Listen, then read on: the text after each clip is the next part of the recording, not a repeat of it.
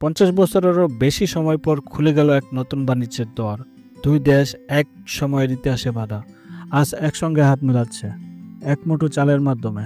পাকিস্তান থেকে পেয়েছে 20,000 metric ton চাল কোনো তৃতীয় দেশের বন্দর ব্যবহার ছাড়াই।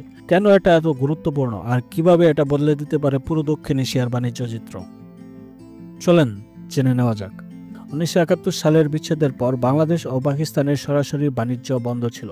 দীর্ঘদিন ধরে ভারত বা সিঙ্গাপুরের মতো দেশের মাধ্যমে বিভিন্ন পণ্য আদান প্রদান করা হতো, কিন্তু 2025 সালে সেই পুরো বাধা ভেঙে গেছে। এই প্রথম পাকিস্তান থেকে চালের সরাসরি চালান শুধু খাদ্যের জন্য নয়, এটা একসঙ্গে শক্তি, কৌশল আর নিরাপত্তার প্রতীক হিসেবে বিবেচিত হয়েছে। বাংলাদেশের জন্য এর মানে হচ্ছে আরও প্রতিযোগিতামূলক দাম পাওয়া, খাদ্য সরবরাহের নিরাপত্তা নিশ্চিত করা, ভারতের উপর নির্ভরশীলতা কমিয়ে কৌশলগত স্বাধীনতা গড়া। পাকিস্তানকে সরবরাহকারী হিসেবে বেছে নেওয়া বাংলাদেশের জন্য একটি দূরদর্শী সিদ্ধান্ত।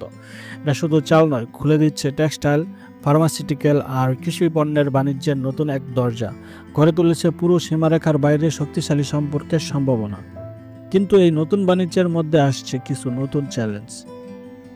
জলবায়ু পরিবর্তন ধানের উৎপাদনকে হুমকির মুখে ফেলেছে। বন্যা আর ঘূর্ণিঝড়ের প্রবণ বাংলাদেশকে বহু উৎস থেকে খাদ্য আমদানি নিশ্চিত করতেই হবে, যেন প্রাকৃতিক দুর্যোগেও খাদ্য নিরাপত্তা বজায় থাকে দেশে।